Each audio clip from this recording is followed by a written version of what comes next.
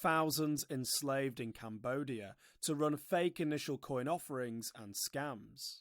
The Cambodian government has come under fire for turning a blind eye to Chinese crime rings that human trafficked up to 100,000 migrant workers and forced them to run online scams, including fraudulent crypto initial coin offerings. Cambodia has become a hotbed for Chinese gangs thanks to a close relationship between its governments. Many chose to run casinos until the COVID-19 pandemic forced them into online scams instead. Ads on social media promising well-paid customer service jobs in Cambodia lured in tens of thousands of Asian workers from China, Vietnam, Malaysia, Taiwan, and Hong Kong. Upon arrival, victims had their passports taken and were held captive, forced to work in cyber scam mills. Soroton, a 20-year-old from Thailand, told the LA Times, quote, "The bosses said if I tried to leave they would just sell me to another gang. That's when I realised I was a slave." End quote. Scams ranged from gambling, romance schemes, fake real estate development, and crypto hustles. If workers were unsuccessful, they would reportedly face torture, abuse, murder, or be sold to another gang. Jacob Sims, Director for International Justice Mission Cambodia, who has helped to rescue over 100 workers from scam gangs, said to the LA Times, quote, "Instead of getting fired for poor performance, you get physical punishments, forced push-ups and squats, tased, beaten, deprived of food, locked up in dark rooms or worse.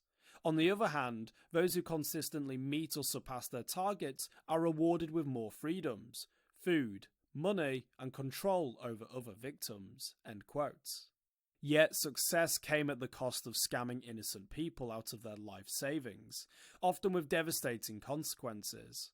Soroton recalled how a victim of his scam video called the crime syndicate, pleading for his money to be returned. He needed to pay for his mother's medical bills.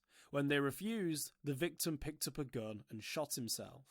Quote, "There was just silence after we heard the gunshot. The boss just walked away. These people have no feelings because they're human traffickers." End quote.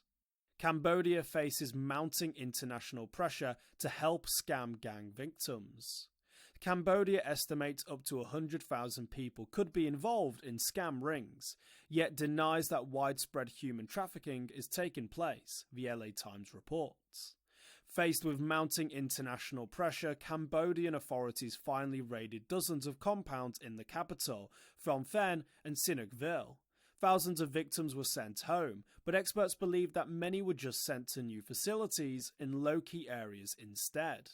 Safol Ia, a Cambodia specialist and political scientist at Arizona State University, told the LA Times, quote, "Cambodia's international standing has fallen several rungs as a result of this." End quote.